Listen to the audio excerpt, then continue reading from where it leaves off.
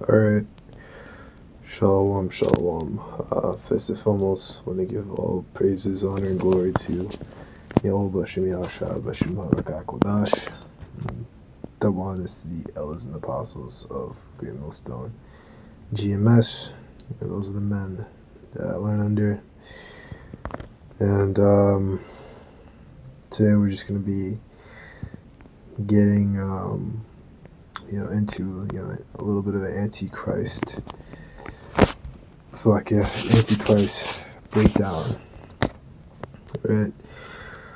So honestly, probably a bad idea to even start here. Give me a second. All right, so your Wikipedia actually does give you kind of a correct answer, but they give you different views and interpretations, right? Which we know the Antichrist. There's no the Antichrist. Antichrist is just a term for anyone who's against Yahushua Mashiach. Anyone who's against the ministry is an Antichrist or an anti-Christian. Anti-Mashiachian. Christian just means pretty much follows the Messiah. You know what I mean? Like we're of the Messiah. That Christ just goes back to the Hebrew. It's Mashiach, which means anointed. So Christians just means anointed ones. Mashiachim. Right?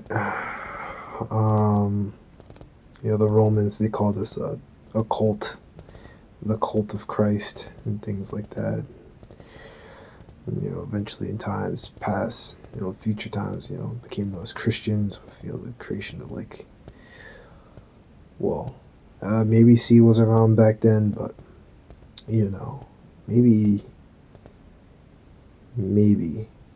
I think even with Latin, didn't have a S, it was more like a K sound. I don't know when the C came in, but, in times when, different languages took root and whatever, and English came on the scene, through Jake and whatever, and, eventually in time, words got switched around and translated and so on and so forth. And now you get the word Christians, So, in the history of the West over the last 2,000 years, there's never been a time when someone hasn't been predicting the end of the world, right? And this is theconversation.com. And after the suddenly insoluble climate crisis, pandemic surges, savage wildfires and hurricanes, and renewed nuclear arms race, seems no time to stop. When this feels, poet John Donne put an autonomy of the world in 1611, 'tis all in peace, all coherence gone. The Christian tradition tells us to be on the lookout for the Antichrist, who will appear shortly before the big finish. Vast amount of Christian ink, which you believe meteors and the whole earth is going to be destroyed or something. Vast amounts of this scripture says the earth shall abide forever, right? Vast amounts of Christian ink have been used to try and work out when he will come and just how we might identify what he does, right? So he's the son of Satan. So he'll be the perfectly evil human being because it's completely opposite to the perfectly good human being, Jesus Christ. Oh my God. Just as Christians came to believe that Jesus Christ was the Son of God, so they thought that the Antichrist was the son of Satan. Jesus was born of a virgin. You just gotta read Luke, the first chapter, and that'll break, all that down.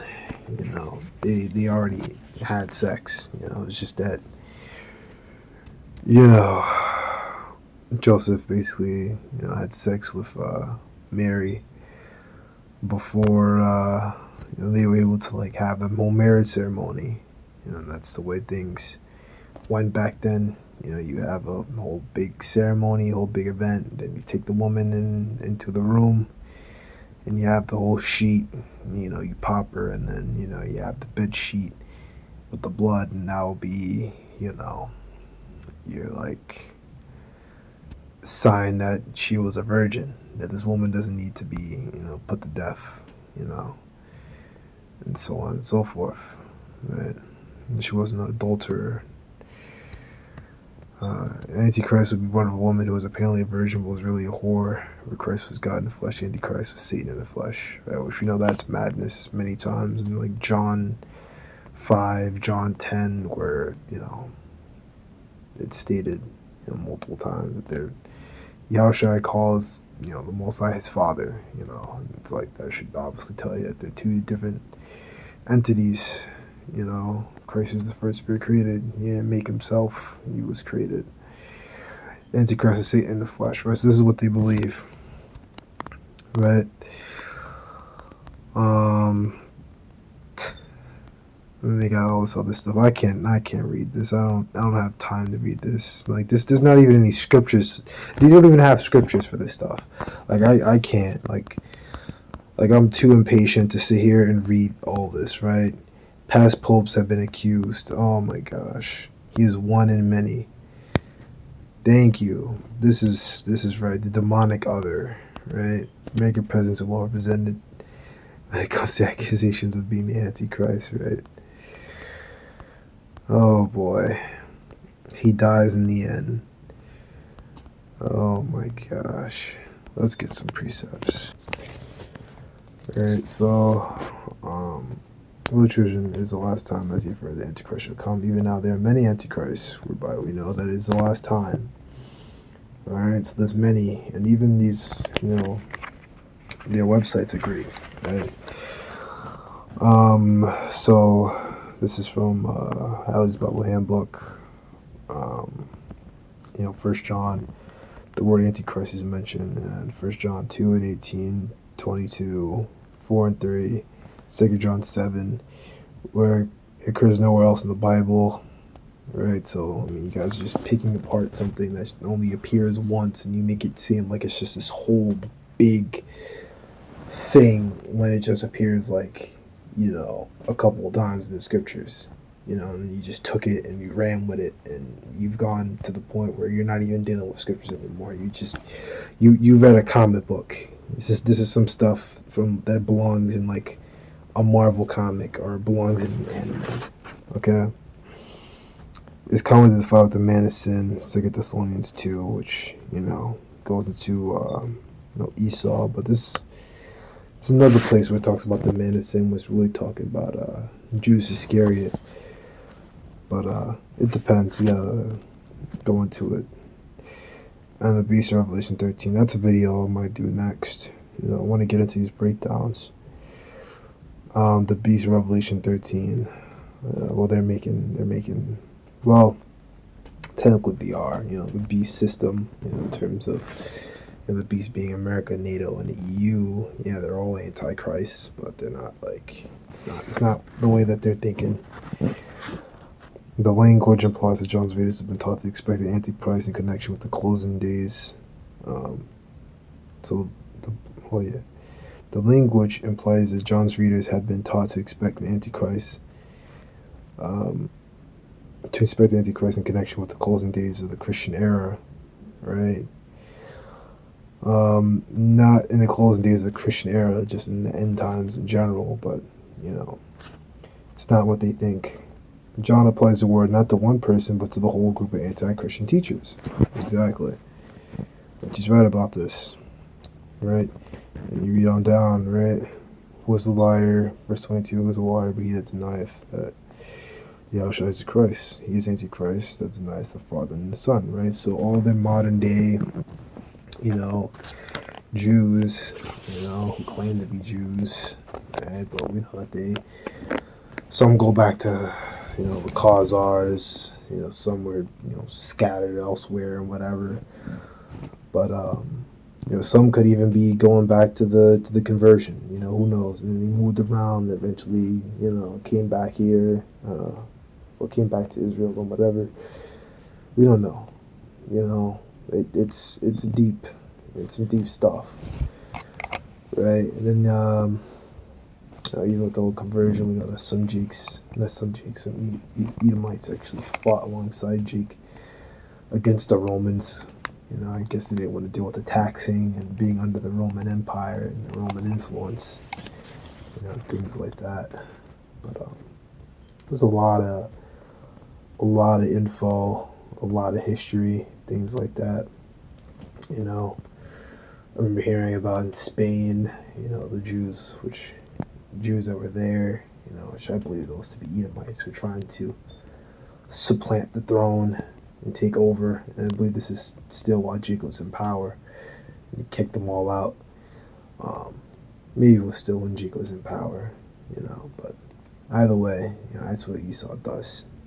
He tries to get in close with you and take your power, you know. That's what happened with fucking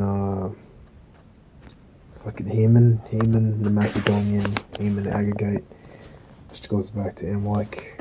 Right?